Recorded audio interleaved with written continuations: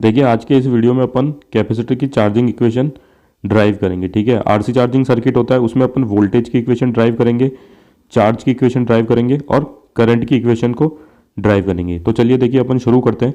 देखो सबसे पहले मैं आपको सर्किट के बारे में बता दूं, ये मैंने बैटरी लगा रखी है। ठीक है, डीसी सोर्स। अब देखो ये बैटरी का सिंबल नहीं है, ये सेल का सिंबल है, मुझे पता है, मैं आपको पहले ही बता दूं क्योंकि बार बार में बनाना पड़ता है, इसलिए मैंने इसको ऐसे बना दिया, आप समझ जाना। ठीक है, तो ये अपन ने एक बैटरी लगा रखी है, डीसी सोर्स। ठीक है, दूसरा रेजिस्टेंस से चार्ज करते हैं। अपन को पता है कैपेसिटर को रेजिस्टेंस भी लगाना जरूरी होता है क्योंकि इनिशियल करंट जो होता है ना वो बहुत ही हाई होता है, इसलिए रेजिस्टेंस भी लगाना पड़ता है। वो इनिशियल करंट कैसे हाई होता है वो मैं यहाँ पे आपको बता दूंगा। दूसरा, कैपेसिटर को चार्ज करना है तो कैपेसिटर तो अपन को लगाना ही पड़ेगा। दूसरा, अपन ने स्विच लगा रखा है। अब देखो स्विच का जो कॉन्टैक्ट है ना वो मैंने क्लोज कर दिया, पहले मैंने ए पे लगा दिया क्योंकि अपन को चार्जिंग देखनी है, तो इसको शुरुआत में बी पे लगाने का कोई फायदा नहीं। मैंने डायरेक्ट बैटरी को सर्किट में जोड़ दिया, इस कॉन्टैक्ट को ए से जोड़ के। अब देखो कब जोड़ा है, time equals T equals to zero time पे। ठीक है, कब जोड़ा है, जीरो टाइम पे। तो देखो मैं आपको एक चीज बताना चाहता हूं। देखो जैसे ही इस बैटरी को अपन इस कैपेसिटर से जोड़ेंगे ना तो ये इस कैपेसिटर के अक्रॉस वोल्टेज डेवलप होता है। अब ये वोल्टेज कैसे डेवलप होता है वो मैं अभी आपको बताता हूँ। देखो दो चीज होती है, एक तो होता है कि जैसे ही ये बैटरी जोड़ी ना सर्किट में तो करंट फ्लो करता है।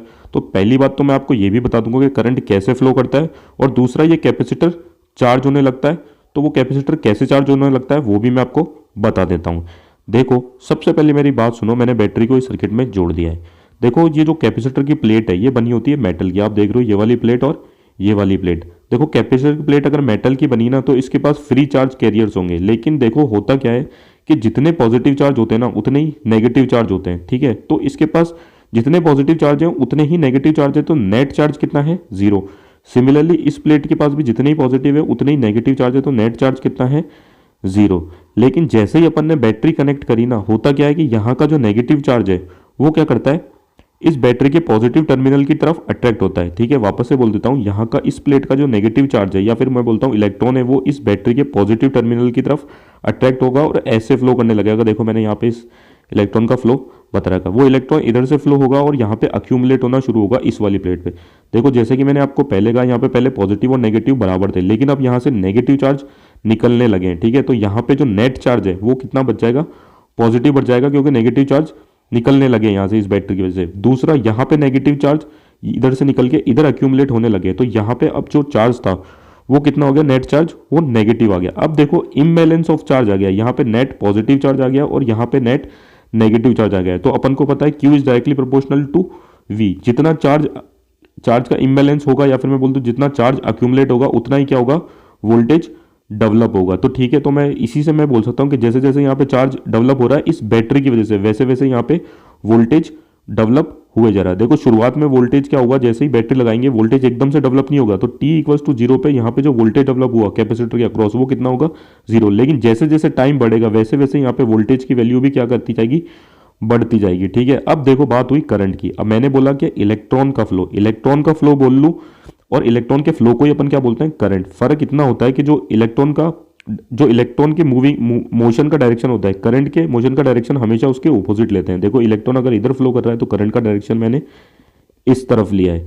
इतनी बात भी आप समझ गए होंगे। अब देखो तीसरी बात आती है कि ये जो पोलैरिटी बनाई है, देखो यहाँ पे जो पॉजिटिव चार्ज आया, पॉजिटिव नेट पॉजिटिव चार्ज तो नेट नेगेटिव चार्ज, तो देखो जो कैपेसिटर के अक्रॉस जो वोल्टेज की पोलैरिटी थी वो बना दी पॉजिटिव और नेगेटिव। ठीक है, दूसरी बात इसके अक्रॉस जो वोल्टेज की पोलैरिटी थी वो भी मैंने बता दी। अब दूसरी बात ये देखो कि कैपेसिटर, ये जो बैटरी लगी है हमेशा है ना, करंट का डायरेक्शन मैं फिर से बताता हूँ, करंट का डायरेक्शन वैसे मैंने बता दिया। ठीक है, अगर आपको इतना दिमाग नहीं लगाना ना तो याद रखना, जो करंट निकलता है बैटरी के पॉजिटिव टर्मिनल से निकलता है, ये देखो पॉजिटिव टर्मिनल से निकलता है और पूरा सर्किट में फ्लो होता हुआ नेगेटिव टर्मिनल में एंटर करता है। देखो मैं बोल रहा हूँ एक्सटर्नल सर्किट की बात, आप ऐसे मत बोलना कि मैं बोल रहा हूँ कि पॉजिटिव टर्मिनल से निकलता है तो इधर से इधर जाना चाहिए था, नहीं। मैं बोल रहा हूँ बैटरी के पॉजिटिव टर्मिनल से निकलता है एक्सटर्नल सर्किट में। ठीक है, और कहाँ घुसता है, नेगेटिव टर्मिनल। तो करंट का डायरेक्शन आप ऐसे भी ले सकते हो, देखो उसके हिसाब से भी यही बन रहा है। ठीक है, दूसरी बात यहाँ पे देखो, यहाँ पे जो मैंने पोलैरिटी मार्क की है प्लस और माइनस, ये कैसे मार्क किए, देखो वो भी बता देता हूँ। मैंने क्या बोला, करंट जो है वो पॉजिटिव टर्मिनल से निकलता है और नेगेटिव टर्मिनल में जाता है। तो देखो करंट ऐसे फ्लो कर रहा था, तो देखो यहाँ से निकल रहा था, इसका मतलब ये वाला टर्मिनल क्या होना चाहिए, पॉजिटिव, और इसमें घुस रहा था तो इसका मतलब ये वाला टर्मिनल कौन सा होना चाहिए, नेगेटिव। देखो मैंने आपको पोलैरिटी के बारे में इस सर्किट की सब कुछ बता दिया है, ठीक है, और वोल्टेज कैसे डेवलप होगा वो भी मैंने आपको बता दिया है, और करंट का भी मैंने आपको बता दिया है। अब देखो बात आती है कि अपन इस ये जो लूप है इसमें केवीएल लगाएंगे, किरचॉफ्स वोल्टेज लॉ, जिसका मतलब होता है कि जो समीशन होता है वोल्टेज का वो कितना होता है, जीरो होता है। तो देखो समीशन वोल्टेज का जीरो होता है, तो अपन को केवीएल लगाना है। तो केवीएल लगाने से पहले मैं अब आपको एक बात और बता दूं, जो साइन लेते हैं केवीएल में, प्लस लेना या नेगेटिव, वो मैं आपको बता दूं अगर आपको नहीं पता तो। देखो जो करंट जहां से लीव करता है ना, वो वाला साइन लेते हैं। देखो इस वोल्टेज से करंट है ना, कहां से लीव कर रहा है, पॉजिटिव टर्मिनल। तो वोल्टेज का जो साइन लिया है वो इस वोल्टेज का जो बैटरी वोल्टेज है, ठीक है, उसका जो सोर्स वोल्टेज है उसका साइन क्या लिया है, पॉजिटिव। देखो यहाँ पे जो करंट लीव कर रहा है, ठीक है, वो ये देख लो आप, नेगेटिव टर्मिनल से लीव कर रहा है। तो यहाँ की जो वोल्टेज ड्रॉप है वो देखो मैंने यहाँ पे क्या लिए, नेगेटिव लिए। तीसरी बात देख लो यहाँ पे जो करंट लीव कर रहा है वो नेगेटिव टर्मिनल से लीव कर रहा है। तो जो कैपेसिटर के अक्रॉस वोल्टेज है जिसको मैंने वीसी नाम दिया है वो भी मैंने क्या लिया है, नेगेटिव। और सबमिशन इसका कितना है, जीरो अकॉर्डिंग टू केवीएल। तो देखो पहली इक्वेशन अपने पास निकल के आ गई है। देखो इस इक्वेशन को मैं आगे बढ़ाऊं उससे पहले मैं आपको एक चीज बता दूं कि जब जब जब सर्किट अपन क्लोज करते ही हैं, हालांकि आपको ये पता होगा और मैं काफी बार बता चुका हूं, लेकिन मैं फिर भी बताता हूं, जब जब सर्किट अपन क्लोज करते हैं, जब कैपेसिटर लगा होता है तो एकदम से हाई करंट फ्लो करता है। मतलब कहने का मतलब है जो इनिशियल करंट है ना वो बहुत ही हाई होता है, क्योंकि इस कैपेसिटर के अक्रॉस वोल्टेज कितना है, जीरो। ये कोई ओपोजिशन नहीं दे रहा है इस बैटरी वोल्टेज को, है ना। तो जो करंट है वो कितना होगा, हाई। अगर आपको यहां से नहीं समझ में आता ना तो आप इसको यहां से समझो, इससे तो आप यहां से समझ पाओगे। देखो Vs माइनस Vc को एक तरफ रहने दिया और इस IR को मैं एक तरफ लेके चला गया, ठीक है ना। इस IR को जब मैं एक तरफ लेके गया तो इस R को मैं Vs माइनस Vc के नीचे लिया है। तो देखो यहाँ पे क्या हो गया, Vs minus Vc upon R equals to I हुआ। तो यहाँ पे देखो कि जब टाइम इक्वल्स टू जीरो था, जब Vc कितना था, जीरो, ये Vc कितना हो गया, जीरो, तो करंट कितना हो गया, Vs minus Vs upon R. तो देखो ये जो माइनस Vc था जो ओपोज कर रहा था इस Vs को, उसका रोल खत्म है t इक्वल्स टू जीरो पे। तो इसका मतलब है कि जो इनिशियल कंडीशन है उसमें करंट क्या है, हाई है। तो देखो इस करंट को मैंने नाम दे दिया आई नॉट। अब देखो आई नॉट नाम क्यों दिया, बहुत ही सिंपल सी चीज़ है, क्योंकि ये t इक्वल्स टू जीरो पे करंट था, इसलिए मैंने इसको आई नॉट नाम दे दिया, ठीक है। इस जीरो से मैंने इसको एब्रीवेट कर दिया आई नॉट, बहुत ही सिंपल है। ये मैं आपको बताना चाहता था, हालांकि ये काम में आगे आएगा, ठीक है। तो अपन फिलहाल अपनी इस इक्वेशन पे आ जाते हैं, Vs minus I R minus V C equals to zero, ठीक है। तो यहाँ से बनेगा कि Vs equals to I R plus V C, जो नेगेटिव वाली टर्म है उनको उसको इक्वेशन के एक तरफ ट्रांसपोज करो ताकि अपनी इक्वेशन अच्छी दिखे। अब देखो कितनी बढ़िया सी दिख रही है। अब देखो इसमें फर्दर अपन चेंज करते हैं कि वोल्टेज अक्रॉस कैपेसिटर कितना था। देखो Q equals to C V, जैसे जैसे चार्ज डेवलप होता जा रहा था वोल्ट कैपेसिटर के अक्रॉस वोल्टेज डेवलप होता जा रहा था, ठीक है। तो वही चीज़ मैंने यहाँ पे लिखी है, देखो मैंने यहाँ पे भी लिख रखा था, Q equals to C V, oh V C sorry, ठीक है। अब देखो अपन को यहाँ पे वैल्यू किसकी रखनी है, वी सी की, ठीक है। तो वी सी की वैल्यू कैसे लगेंगे, वोल्टेज अक्रॉस कैपेसिटर की, इस सी को इसके नीचे ले जाएंगे तो वी सी इक्वल्स टू हो गया Q बाय सी। तो इस वी सी की जगह मैंने क्या लिख दिया, Q बाय सी। अब ये अपनी इक्वेशन बन गई, इसको मैंने नाम दे दिया क्या, इक्वेशन नंबर 1। अब देखो होता क्या है, as the current stop flowing when the capacitor is fully charge. देखो फिर आपको देखो मैं ये जो इक्वेशन बनाई थी ना इसका कितना बड़ा रोल है, मैं आपको इसको यहाँ से समझाता हूँ। ये मैंने वापस से मैं आपको रीड करके दिखाता हूँ, as the current stop flowing when the capacitor is fully charge. हालांकि आप ये सब जानते होंगे कि जब कैपेसिटर फुल्ली चार्ज हो जाता है तो करंट क्या हो जाता है, स्टॉप हो जाता है फ्लो करना। देखो वो कैसे होता है, I equals to V S minus V C upon R. ये इक्वेशन अभी अपन ने ऊपर देखी थी इस तरफ ही, ठीक है। जब कैपेसिटर फुल्ली चार्ज होता है तो वो बैटरी का वोल्टेज अटेन कर लेता है, उसको मैं बोल सकता हूँ वी सी, जो कैपेसिटर के अक्रॉस वोल्टेज है वो सोर्स वोल्टेज के बराबर हो जाएगा। तो देखो इस Vc की जगह अगर मैंने Vs रखा तो Vs माइनस Vs कितना हो गया, जीरो। तो करंट कितना हो गया, जीरो। तो यही चीज़ देखो मैंने यहाँ लिखी है कि करंट जीरो हो जाएगा जब कैपेसिटर फुल्ली चार्ज हो जाएगा। जब कैपेसिटर फुल्ली चार्ज हो जाएगा मतलब जितना बैटरी के पास चार्ज था ना उतना कैपेसिटर ने पूरा अटेन कर लिया है। तो देखो जब मैक्सिमम चार्ज जो अटेन किया है कैपेसिटर ने उसको भी मैंने एब्रीवेट कर दिया Q नॉट से, ठीक है। Q नॉट से क्यों करा, क्योंकि वहां पे करंट कितना हो जाता है, जीरो। देखो इसको भी याद रखने की जरूरत नहीं है, ये जो Q नॉट है आप याद रखना, maximum charge attain by the capacitor. मतलब कैपेसिटर जो है इस टाइम Q नॉट के टाइम फुल्ली चार्ज हो चुका है बैटरी वोल्टेज के जितना, और करंट स्टॉप हो चुका है फ्लो होना, ठीक है। अब इसको इतनी बात भी समझ में आ गई थी। अब देखो इन दोनों जो कंडीशन है इसको अपनी जो इक्वेशन नंबर 1 थी जो ये वाली बनी थी इसमें अपन पुट करेंगे। देखो आई इक्वल्स टू जीरो था और Q equals to Q naught था, सॉरी एक मिनट, Q equals to Q naught था, ठीक है। अब देखो यहां से अपन देख लेते हैं आई की वैल्यू जीरो, तो ये वाली टर्म गायब और इस Q की जगह अपन क्या रख देंगे, क्यू नॉट। तो देखो यही चीज बन गई V S equals to Q naught upon C. इस वाली इक्वेशन से ये वाली चीज गायब हो गई और वी एस इक्वल्स टू क्या बन गया, Q naught upon C. Q की जगह अपन ने देखो क्यू नॉट रख दिया। और एक बात और याद रखना, जब कैपेसिटर ने फुल्ली चार्ज अटेन कर लिया बैटरी के जितना, ठीक है ना, क्यू नॉट, तो क्यू नॉट मतलब क्या हो गया, एक तरीके से कांस्टेंट हो गया। अब मोर और चार्ज नहीं अटेन कर सकता है, तो क्यू नॉट जो है वो अपना क्या है, कांस्टेंट है। तो देखो सेकंड इक्वेशन भी अपने पास निकल के आ गई है। अब देखो from equation first and second, देखो इक्वेशन फर्स्ट और सेकंड दिखा देता हूँ। इनके लेफ्ट हैंड साइड अगर इक्वल है वी एस और वी एस, ठीक है, तो इनके राइट हैंड साइड जो है, जो आप देख रहे हो, ये भी क्या होंगे, इक्वल है। तो इन दोनों को अपन क्या रख देते हैं, इक्वल रख देते हैं। देखो इन दोनों को फिर से मैंने इक्वल रख दिया, Q naught upon C equals to I R plus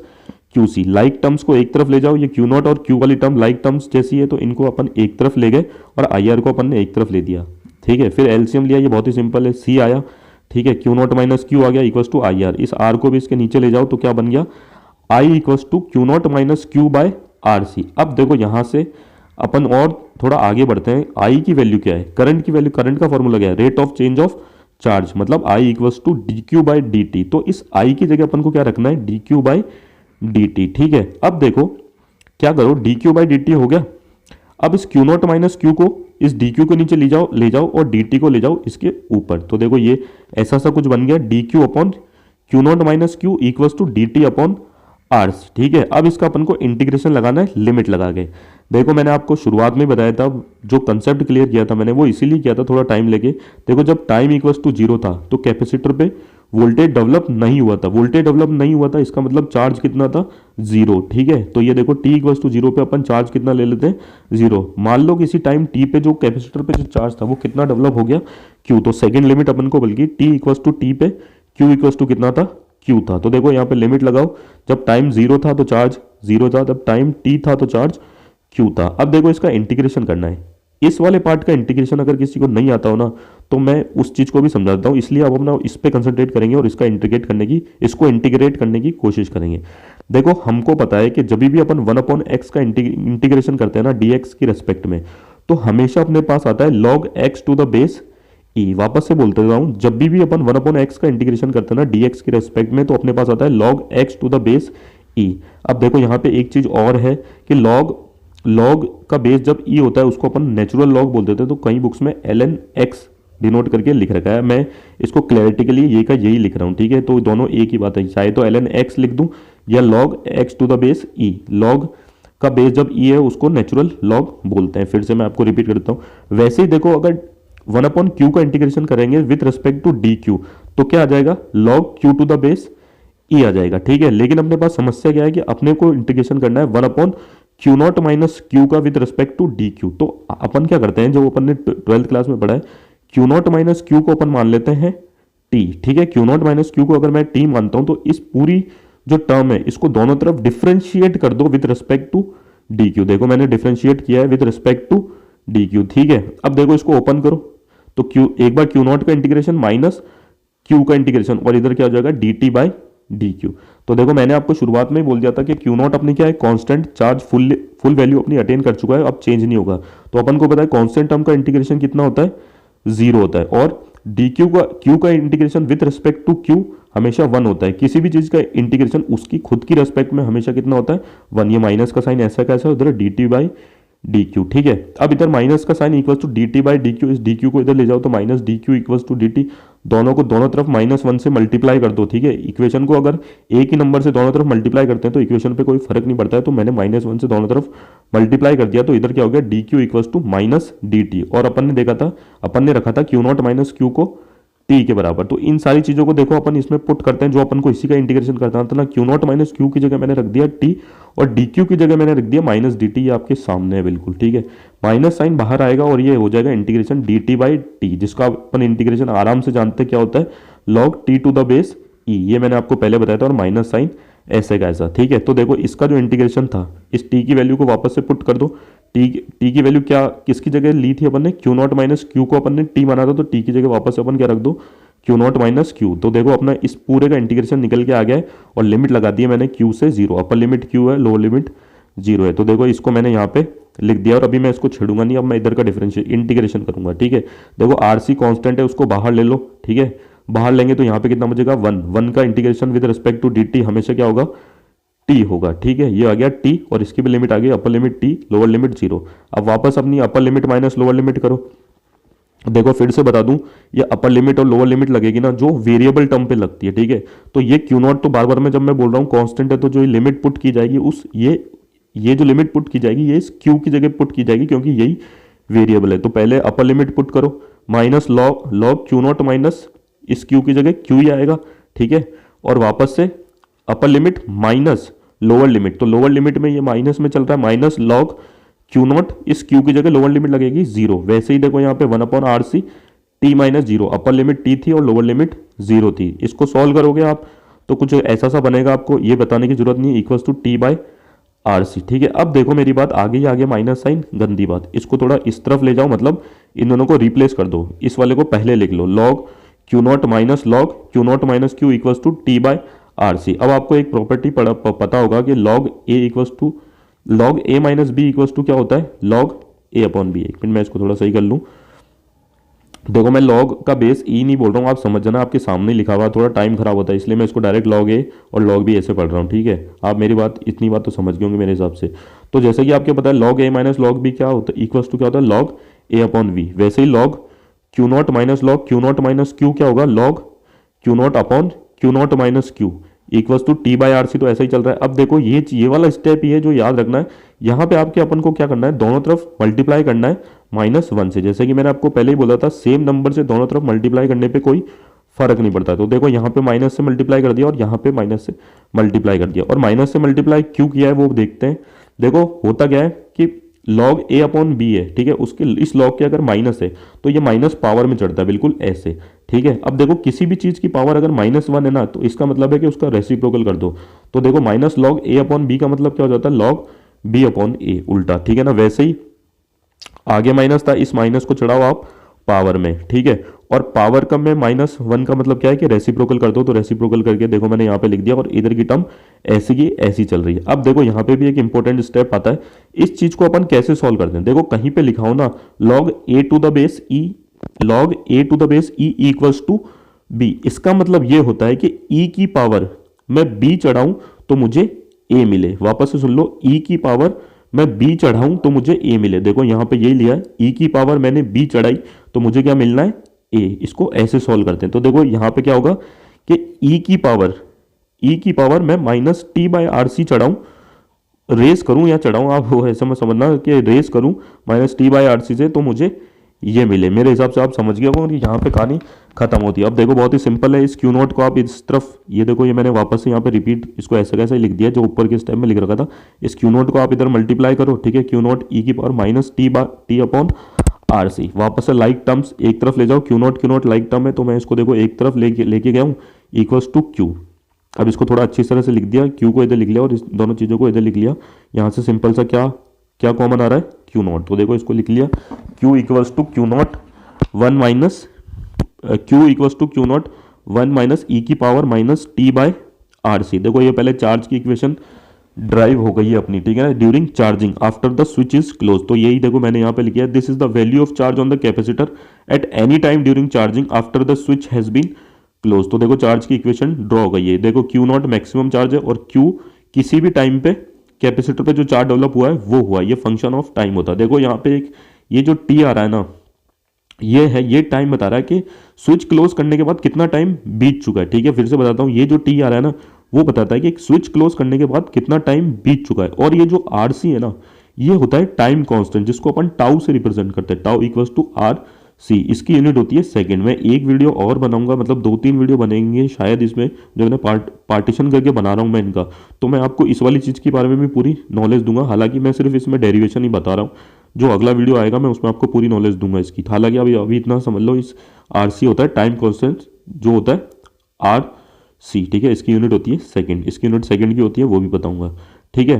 तो देखो इसकी इक्वेशन ड्राइव हो चुकी है। अब अपन वोल्टेज की इक्वेशन ड्राइव करेंगे। देखो ये वाली इक्वेशन अपने पास आ चुकी थी, अपन को पता है Q इक्वल्स टू क्या होता है, CV, ठीक है ना। तो V इक्वल्स टू क्या हो जाएगा, Q/C। तो इस पूरी इक्वेशन को आप किससे डिवाइड कर दो, C से। तो ये हो गया Q/C equals to Q0/C 1 minus e की पावर -T अपॉन RC। तो देखो यहाँ पे Q/C को अपन लिख देंगे VC, voltage across capacitor at any time after the switch is close. अब देखो क्यू नॉट अपॉन सी को मैंने वी एस क्यों लिखा है, क्योंकि मैं देखो आपको फिर बताता हूं क्यू नॉट क्या था, मैक्सिमम चार्ज था, और मैक्सिमम चार्ज अपॉन सी मतलब बैटरी वोल्टेज, ये मैक्सिमम चार्ज बैटरी वोल्टेज जितना ही था, बैटरी तो मैक्सिमम चार्ज देगी, तो इसकी जगह अपने पास लिखा जाएगा क्या, वीएस। देखो इस बात को आप समझ पा रहे हो, मैं एक बार फिर से बोल देता हूं, कैपेसिटर पे ये क्यू नॉट बाय सी मतलब मैक्सिमम चार्ज कैसे आ सकता है, कौन दे सकता है, वो बैटरी ही थी जो मैक्सिमम चार्ज दे रही थी। तो मतलब बैटरी का जितना भी चार्ज है ना, वो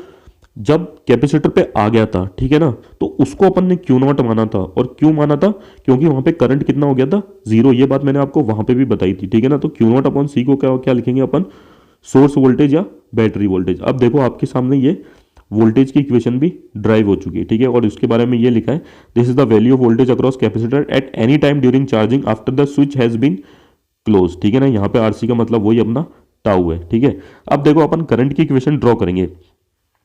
फिर से अपने पास इक्वेशन थी Q equals to Q naught, और ये पूरी थी, ठीक है, इसको पढ़ता नहीं हूं मैं बार बार, मैं वही चीज क्या पढ़नी।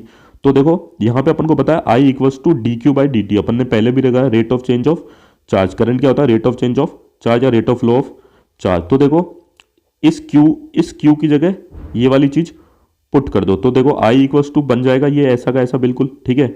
अब देखो इसमें आप फॉर्मूला ना लगाओ, सिंपल सा क्या करो, इस वाले ब्रैकेट को सॉल्व कर लो अंदर, ठीक है। ये क्यू नॉट हो जाएगा, और ये क्यू नॉट इंटू ई की power minus T upon R C, ठीक है। अब इस डी टी से खोल लो, डी टी ये इसके साथ आ जाएगा, और ये डी टी एक बार इसके साथ आ जाएगा। अब देखो क्यू नॉट का इंटीग्रेशन वापस से कांस्टेंट है, तो कितना हो जाएगा, जीरो। अब देखो इसका इंटीग्रेशन करना है, तो देखो कांस्टेंट हमको तो बाहर ले लो, ठीक है, और फिर इंटीग्रेशन करना पड़ेगा इसका ई की power minus T by R C का। अब अगर किसी को ये भी नहीं पता हो तो मैं आपको बता देता हूँ, देखो ई की पावर एक्स का जो डिफरेंशिएशन होता है, मैं बार बार मैं यहाँ पे इंटीग्रेशन बोल रहा हूँ भाई, डिफरेंशिएशन होता है, सॉरी, ठीक है ना। देखो ई की पावर एक्स का जो डिफरेंशिएशन होता है वो ई की पावर एक्स ही होता है। देखो वो कैसे होता है, सबसे पहले तो डिफरेंशिएशन जब आप ई की पावर एक्स का करते हैं ना, तो ई की पावर एक्स का डिफरेंशिएशन एक बार ई की पावर एक्स ही लिखो, फिर इस एक्स का डिफरेंशिएशन होता है। अब देखो differentiation of X with respect to X कितना होता है, वन। इसलिए जो आंसर आता है ना डी डिफरेंशिएशन ऑफ ई की पावर एक्स, वो ई की पावर एक्स ही आता है। मेरी बात आप समझ गए होंगे, एक बार ई की पावर एक्स ऐसा का ऐसा लिखना है, और फिर इस एक्स का भी डिफरेंशिएशन करना पड़ता है। वैसे ही देखो यहाँ पे एक बार ई की power minus T by R C, तो ऐसा कैसा, एक बार अब minus T by R C का भी अपन को क्या करना पड़ेगा, डिफरेंशिएशन करना पड़ेगा। तो देखो यहाँ पे क्या होता है कि फिर से देखो minus one upon R C, तो वापस से कांस्टेंट है, तो डिफरेंशिएशन अपन को किसका करना है, सिर्फ टी का करना है, और अपन को पता है differentiation of t with respect to t कितना होता है, वन। तो देखो जो फाइनल आंसर निकल के आया, ये माइनस से माइनस प्लस हो गया, क्यू नॉट ई की power minus T by R C minus T upon R C और whole upon R C into one. तो देखो ये वाला आंसर अपने पास निकल के आ गया है। फिर से देखो यहाँ पे Q not, Q equals to C V है, तो क्यू नॉट है, इसका मतलब बैटरी का पूरा चार्ज ट्रांसपोज होता है, तो Q not equals to C into V S, ठीक है। देखो फिर से वही बात आ गई, ये रटने की बात नहीं है, मैं आपको शुरुआत से ये वाली बात बता के रहा हूँ कि क्यू नॉट की जगह क्या आएगा, सी इंटू वी एस, ठीक है।